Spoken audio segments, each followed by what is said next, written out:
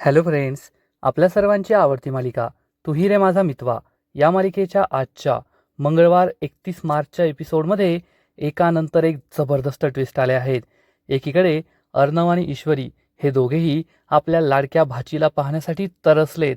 दोघे खूप दुःखी आहेत आणि त्याच वेळेस राजेश हा चक्क कोमातून बाहेर आलाय आणि जोरजोरात ओरडायला लागला, मला सोडा, मला सोडा, मला सोडा.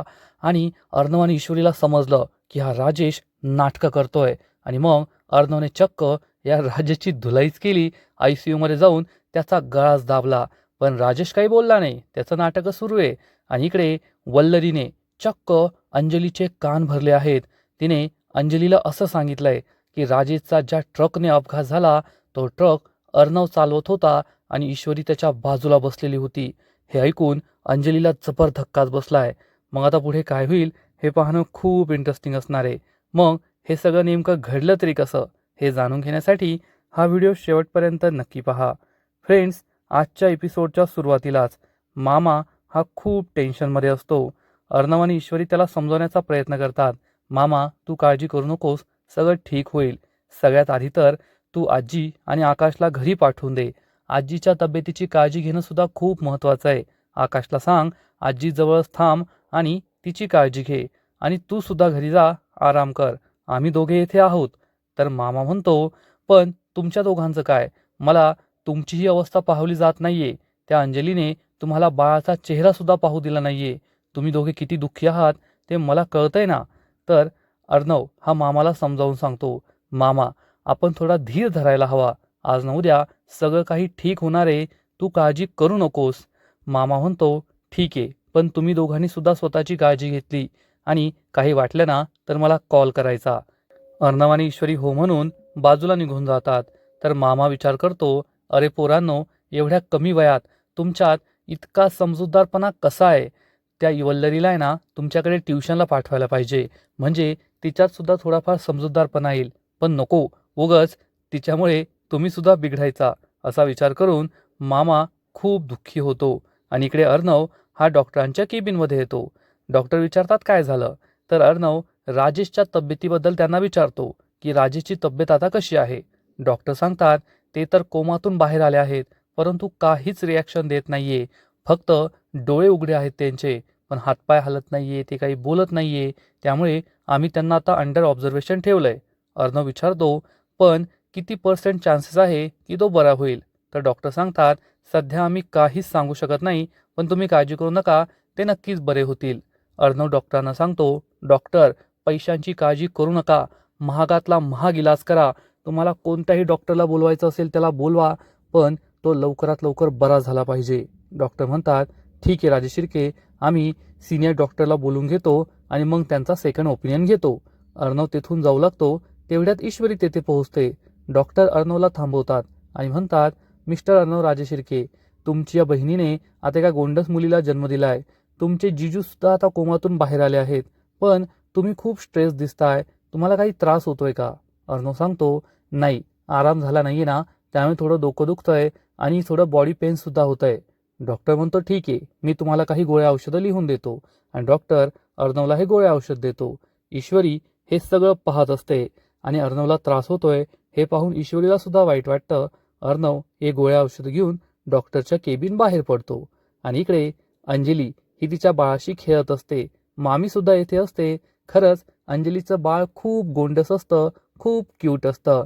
मामी आणि अंजली दोघे बाळाशी खेळत असतात आणि त्याच वेळेस नर्स तेथे येते अंजलीला आणि बाळाला चेक करण्यासाठी. अंजली नर्सला विचारते, ते जे पेशंट कोमात होते ते आता कसे आहेत? तर ही नर्स सांगते, ते तर कोमातून केव्हाच बाहेर आले, फक्त त्यांचे डोळे उघडे आहेत, ते काय हालचाल करत नाहीये, पण ती कोमातून बाहेर आलेत. हे ऐकून अंजलीला खूप आनंद होतो आणि अंजली चक्क बेडवरच उठून बसते. मामी तिला समजवण्याचा प्रयत्न करते, अंजली, आम्ही तुला ही बातमी नाही सांगितली कारण तुझं आत्ता सीझर झालंय आणि मला माहित होतं तू एक्साइट होशील, त्यांना भेटायला जाशील, म्हणून नाही सांगितलं. तुझं सीझर झालंय, टाके आहेत, गप्प शांत बस. परंतु अंजली ही त्या राजेशच्या प्रेमात किती वेडी आहे आपल्या सगळ्यांना माहिती आहे. अंजली ही चक्क राजेशला भेटण्याची तयारी करते. त्याच्या हाताला जे सलाईन लावलेले असतात, इंजेक्शन लावलेले असतात, ते सगळं ती काढत असते. नर्स खूप घाबरते आणि म्हणते, मॅडम, हे काय करताय तुम्ही? मामी सुद्धा तिला थांबवते. अंजली, असा आताताईपणा करू नको, घाई करू नकोस, थांब थोडा वेळ. अंजली म्हणते, नाही, आता मी नाही थांबू शकत. मला राजेशला भेटायला जायचंय. ते शुद्धीत आलेत, कोमातून बाहेर आलेत. मला त्यांना आपल्या मुलीबद्दल सांगायचंय. ते बाप झाले आहेत हे त्यांना सांगायचंय. तर नर्स म्हणते, मॅडम नक्की सांगा, पण आत्ता नाही. डॉक्टरांनी तुम्हाला बेड रेस्ट सांगितलीये. आत्ताच तुमचं सीझर झालंय, नाहीतर तुमची तब्येत खराब होईल आणि बाळाला त्रास होईल. तेव्हा कुठे अंजली शांत होते. मामी सुद्धा तिला समजावून सांगते, हो अंजली, तुला राजेशला भेटायला जायचंय ना, काहीच प्रॉब्लेम नाहीये. मी स्वतः तुला संध्याकाळी घेऊन जाईल. पण आता ती वेळ नाहीये. आता तू आराम कर, प्लीज झोप. अंजलीला हे पटतं आणि अंजली झोपते. परंतु काहीही करून मला राजेशचा मुखडा पाहायचाय अशी तिची इच्छा असतेच. इकडे ईश्वरी ही जाणून बुजून अर्णव येतोय हे पाहून एका बेंचवर बसते आणि मस्तपैकी तिच्या आवडीचं कार्टून पाहून खुदू हसू लागते. तेवढ्यात अर्णव तेथे येतो. अर्णवला समजतच नाही की ईश्वरी मोबाईलमध्ये पाहून का हसतीये. अर्णव ईश्वरी जवळ येतो आणि विचारतो, मी सिंदूर, काय झालंय तुला हसायला? असं का हसतीये? तर ईश्वरी सांगते, अर्णव सर, मी ना माझं फेवरेट कार्टून पाहतीये म्हणून हसतीये. लहानपणी ना मी हे कार्टून खूप पाहायचे आणि आत्ता सुद्धा मला तेवढीच मजा येते. तुम्हाला कार्टून पाहायचंय का? तर अर्णव म्हणतो, मी काय आता लहान आहे का? मी नाही कार्टून पाहणार. ईश्वरी म्हणते, सर, फक्त लहान मुलंच कार्टून पाहतात असं नाहीये. मोठी माणसं सुद्धा कार्टून पाहत असतात. आपल्याला स्ट्रेस येतो, दुःख होतं, त्रास होतो.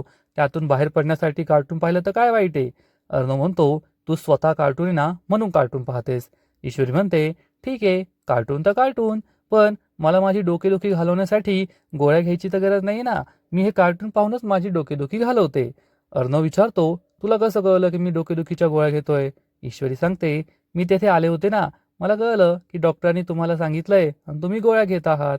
अर्णव म्हणतो, खरंच माझं डोकं खूप दुखतंय म्हणून मला गोळ्या घ्याव्या लागल्यात. ईश्वरी म्हणते, ठीक आहे सर, तुम्ही एक गोळी घेतली ना तर मी 2 गोळ्या घेणार, कारण मला तुमच्यापेक्षा जास्त टेन्शन आहे. मला तुमच्यापेक्षा डबल डोकेदुखी आहे. अर्णव म्हणतो, मी सिंदूर, जास्त गोळ्या घेतणं चांगलं नाहीये. गोळ्या वगैरे घेऊ नकोस. ईश्वरी म्हणते, तर ठीक आहे सर, मग तुम्ही सुद्धा गोळ्या घ्यायच्या नाही. अर्णव म्हणतं, ठीक आहे, मी गोळ्या घेणार नाही. पण या स्ट्रेसमधून कसं बाहेर पडायचं? मला खूप स्ट्रेस आलाय. आधीच ताई आपला बाळाचा चेहरा पाहू देत नाहीये. माझ्या लाडक्या भाचीला हातात घेऊ देत नाहीये. तिच्या जवळ जाऊ देत नाहीये. आणि तो राजेश, त्याचं सत्य आपल्याला ताई समोर आणायचं होतं, तर त्याचा एवढा मोठा अपघात झालाय. तो कोमात गेलाय. आता त्याचं सत्य तरी कसं समोर आणायचं? मला काहीच कळत नाहीये. ईश्वरी ही अर्णवला समजावून सांगते, सर, तुम्ही नका टेन्शन घेऊ. या प्रॉब्लेमचं माझ्याकडे एक सोल्युशन आहे. अर्णव म्हणतो, काय सोल्युशन? तर ईश्वरी म्हणते, उभं राहा. आणि या सगळ्या प्रॉब्लेमचं सर एकच सोल्युशन आहे आणि ते म्हणजे जादू की झप्पी. असं म्हणून ईश्वरी ही चक्क अर्णवला घट्ट मिठी मारते. अर्णवला सुद्धा मनातून आनंद झालेला असतो, पण या जादू की झप्पीने माझा स्ट्रेस कसा जाणार हा प्रश्न त्याला पडतो. आणि अर्णव हा सुद्धा ईश्वरीला घट्ट मिठी मारतो आणि हे दोघे काही क्षण तसेच राहतात एकमेकांच्या मिठीमध्ये. आणि मग अर्णव ईश्वरीला म्हणतो, मी सिंदूर, मला खरंच खूप भारी वाटलं. ईश्वरी म्हणते, सर, वाटलं ना, मग नका टेन्शन घेऊ. आता आपण तुमच्या दुसऱ्या प्रॉब्लेमचा सुद्धा नक्कीच काहीतरी सोल्युशन काढूया. मी तुमचा सगळा स्ट्रेस दूर करते. पण त्याच वेळेस राजेशच्या रूममधून जोर जोरात ओरडण्याचा आवाज येतो, सोडा मला, सोडा मला. अर्णव आणि ईश्वरीला हा आवाज येतो. दोघेही आश्चर्याने पाहतात की राजेशच्या रूममधून हा राजेशचा आवाज आलाय का? आणि त्याच वेळेस राजेशच्या रूममध्ये डॉक्टर, नर्स, वॉर्ड बॉयज सगळे जातात. अर्णव आणि ईश्वरी सुद्धा या रूमजवळ पळतात आणि बाहेरून पाहतात तर राजेश हा चक्क शुद्धीत आलेला असतो. सोडा मला, सोडा मला, मला इथे नाही थांबायचंय, मला जायचंय, जाऊ द्या मला, असं तो जोर जोरात ओरडत असतो. आणि डॉक्टर, नर्स, वॉर्ड बॉय सगळे त्याला पकडण्याचा प्रयत्न करत असतात, त्याला थांबवण्याचा प्रयत्न करत असतात. पण एकटा राजेश या सगळ्यांना भारी पडत असतो. अर्णव आणि ईश्वरीला कळतच नाही की हा राजेश खरंच कोमात आहे, शुद्धीत आलाय, याचं हे काय चाललंय, हा असा का ओरडतोय. डॉक्टर हिरवा पडदा लावून घेतात, त्यामुळे अर्णव आणि ईश्वरीला काही दिसत नाही. आणि मग डॉक्टर एक इंजेक्शन तयार करतात. राजेश रडत असतो, ओरडत असतो, सोडा मला, सोडा मला, सोडा मला. पण डॉक्टर या राजेशला एक इंजेक्शन देतात आणि क्षणभरात राजेश हा बेशुद्ध होतो. त्याच्या ओरडण्याचा आवाज बंद होतो आणि डॉक्टरांनी त्याला पुन्हा एकदा झोपवलेलं असतं. अर्णव आणि ईश्वरीला कळतच नाही की या राजेशचं हे सगळं काय चाललंय. खरंच तो कोमात आहे की तो सगळं नाटक करतोय हाच प्रश्न अर्णव आणि ईश्वरीला पडलेला असतो. इकडे अंजली झोपलेली असते, पण अचानक ती दचकून उठते. मामी विचारते, काय झालं अंजली, का जागली अचानक? तर अंजली म्हणते, मामी मला यांची खूप काळजी वाटतीये. नर्सने सांगितलं की ते कोमातून तर बाहेर आले आहेत, परंतु ते पूर्ण कधी बरे होणार? मला त्यांची खूप काळजी वाटतीये. त्यांची अवस्था मला पाहवली जात नाहीये. मामीला लगेच एक आयडिया सुचते. हीच ती वेळ, हीच ती योग्य वेळ जेव्हा या आगीचा मोठा बॉम्बस्फोट करायचा, अर्णव आणि ईश्वरी विरुद्ध या मूर्ख अंजलीला भडकून द्यायचं. आणि मामी ही लगेचच अंजलीला म्हणते, अंजली तुला सुद्धा माहितीये हे सगळं कोणामुळे झालंय? हे सगळं त्या ईश्वरीमुळे झालंय आणि त्या ईश्वरीला तू सोडायचं नाही. अंजली विचारते, मामी ते तर आपल्याला माहितीये, पण आता पुढे काय करायचं? तर मामी सांगते, अंजली तू खूप भोळी आहेस. तुला आठवतंय का जेव्हा त्या पोलिसांनी त्या 2 ड्रायव्हरला घेऊन इथे आले होते, तेव्हा ड्रायव्हरने पोलिसांना सुद्धा कबुलीत जबाब दिला होता आणि तुला सुद्धा सांगितलं होतं की ज्या ट्रकमुळे राजेशचा ॲक्सिडेंट झाला त्या ट्रकच्या मागे 7 असं लिहिलेलं होतं. अंजली म्हणते, हो मामी हे तर त्यांनी सांगितलं होतं. तर मामी म्हणते, अगं अंजली पण ते ड्रायव्हर अडाणी होते, त्यांना वाचता येत नव्हतं, म्हणून त्यांना फक्त 7 एवढंच वाचता आलं. पण 7 हा शब्द नाहीये, तर 7 या पूर्ण शब्दामधला एक शब्द आहे. कदाचित तो अवघड जोड शब्द असू शकतो, म्हणून त्यांना वाचता आला नाही. आणि नक्कीच असे 2 जोड शब्द आहे ज्यामध्ये 7 हे येतं. अंजली विचारते, कोणता शब्द मामी? तर मामी सांगते, अगं सात्विक आणि सात्विका. सात्विका फॅशन याचा अर्थ तो ट्रक सात्विका फॅशनचा असू शकतो. हे ऐकून अंजलीच्या पायाखालची जमीनच सरकते. अंजली विचारते, मामी हे काय बोलतेस तू? तर मामी म्हणते, मी खरं तेच बोलतेय अंजली. सात्विका फॅशन असंच नाव असेल त्या ट्रक मागे. अंजली म्हणते, हो ग मामी मी तर हा विचारच केला नव्हता. आणि मामी म्हणते, अंजली तू अजून एक विचार केलेला नाहीये. त्या ट्रक ड्रायव्हरने काय सांगितलं होतं आठव पाहू? त्याने सांगितलं होतं की त्या ट्रकमध्ये एक बाई सुद्धा बसलेली होती ड्रायव्हरच्या शेजारी. अंजली म्हणते, हो हो ट्रक ड्रायव्हर तर असा म्हटला होता. आणि मग लगेचच मामी अंजलीला म्हणते, तुला काय वाटतं ती बाई कोणती असेल? अंजली विचारते, कोण असेल मला काय माहीत? तर मामी म्हणते, अगं वेडाबाई ती बाई म्हणजे ईश्वरी असणार आहे. ईश्वरी त्या ट्रकमध्ये बसलेली होती ज्या ट्रकने राजेशला उडवलं. हे ऐकून अंजलीच्या पायाखालची जमीनच सरकते. तिचा विश्वासच बसत नाही मामी जे काही बोलते ती. अंजली म्हणते, मामी माझा विश्वास तर बसत नाहीये, पण ईश्वरी असं करू शकते. आणि मग मामी पुढचा अणुबॉम्ब टाकते आणि म्हणते, अगं हे तर काहीच नाहीये. ईश्वरी ही बाजूला बसलेली होती, पण ट्रक कोण चालवत होतं? अंजली विचारते, कोण चालवत होतं? मामी म्हणते, ईश्वरी बरोबर नेहमी कोण राहतं? अर्णव. अर्णव ट्रक चालवत होता. हे ऐकून तर अंजलीचा विश्वासच बसत नाही. अंजली म्हणते, काय मामी काही पण काय बोलतेस? चिंटू इतक्या खालच्या पातळीला कधीच जाणार नाही. तर मामी म्हणते, मला माहितीये आपला चिंटू इतक्या खालच्या पातळीला कधीच जाणार नाहीये, पण आता त्या चिंटूची चिंटी आहे ना त्याच्याबरोबर, त्या ईश्वरीचं ऐकूनच तो सगळं करतो. ईश्वरीने त्याला भरीस पाडलं असेल, म्हणाली असेल त्या राजेशला आपण कायमचं संपून टाकू, म्हणजे डोक्याला टेन्शनच नाही. आणि याचा अर्थ राजेशचा अपघात अर्णव आणि ईश्वरीने केलाय. तो स्वास्तिका फॅशनचा ट्रक होता. अंजलीचा अजूनही विश्वास बसलेला नसतो. ती रडू लागते आणि मामी तिला समजावते, अंजली नको टेन्शन घेऊ. तू ये ना आता या सगळ्या शंका तुझ्या मनात ठेव आणि जेव्हा जावई बापू शुद्धीवर येतील तेव्हा त्यांना विचार. आणि जर त्यांनी सांगितलं की हो तो स्वास्तिका फॅशनचा ट्रक होता, अर्णव ट्रक चालवत होता, ईश्वरी बाजूला बसलेली होती, मग मात्र तू त्यांना सोडू नको. त्यांना जेलमध्ये पाठव, आयुष्यभर खडी फोडायला पाठव. त्यांचं संपूर्ण आयुष्य जेलमध्ये गेलं पाहिजे. त्यांनी जावई बापूंचा अपघात केलाय. साधी सोपी गोष्ट केली का? जावई बापू कोण आहे? देव माणूस. देव माणूस. देव माणसाबरोबर असं करणं, त्यांना त्यांच्या पापाची शिक्षा मिळायलाच पाहिजे. अंजलीला सुद्धा हे पटतं. अंजली म्हणते, हो मामी राजेश शुद्धीवर आल्यावर मी त्यांना हे नक्की विचारेल. आणि मामी खूप खुश होते. मामी म्हणते, अंजली तू आता आराम कर बरं का. अंजली ही झोपी जाते आणि मामी विचार करते, ए मूर्ख अंजली तुला तर अकलीचा काही पत्ताच नाहीये, पण तू अक्कल नाहीये हे माझ्यासाठी चांगलंच आहे. मी आता तुझ्या भावाविरुद्ध तुला इतकं भडकून दिलंय की तू नक्कीच त्याला जेलमध्ये पाठवणार.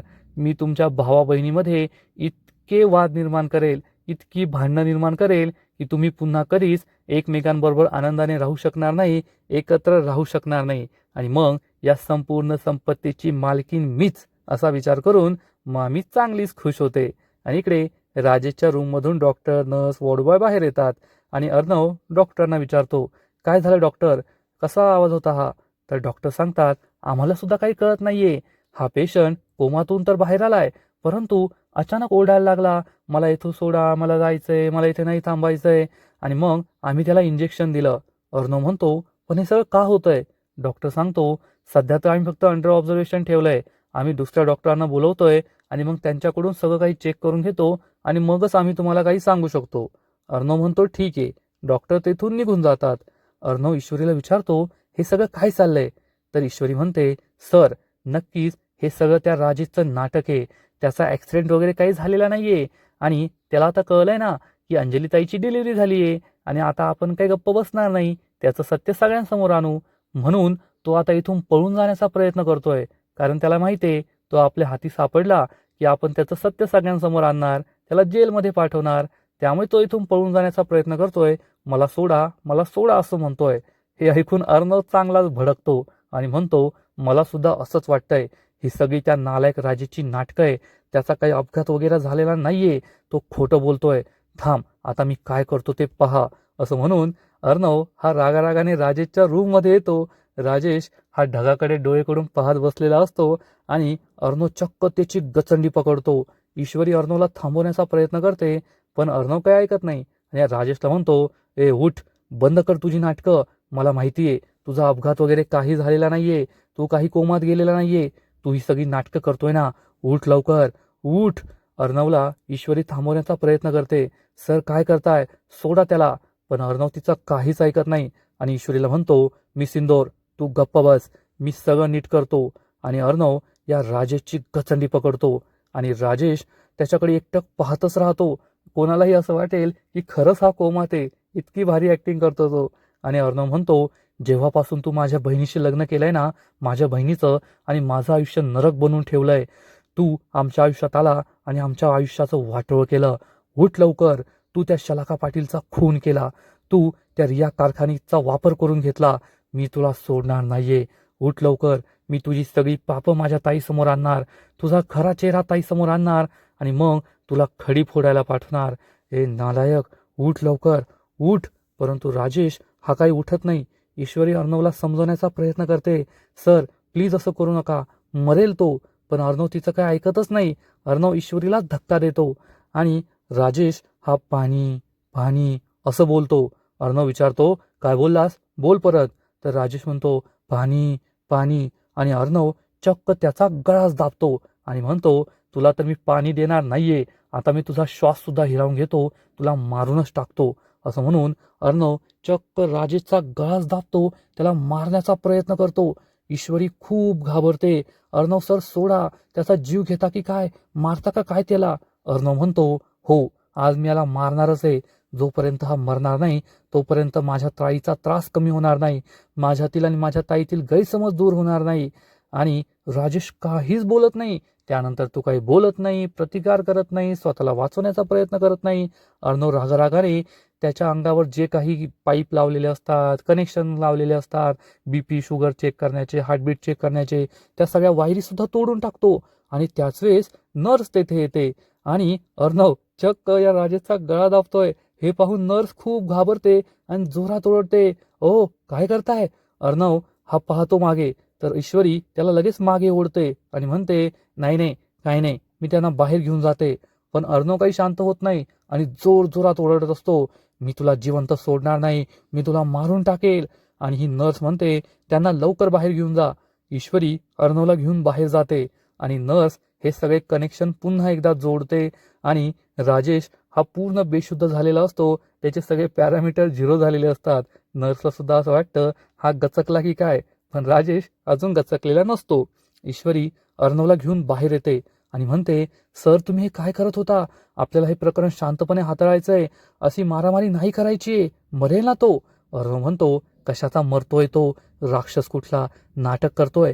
त्याचा काही अपघात वगैरे झालेला नाहीये, हे सगळे नाटकं आहेत त्याची. पण ईश्वरी अर्णवला समजावून सांगते, अर्णव सर, असा आताताईपणा करून चालणार नाहीये, तुम्ही शांत व्हा.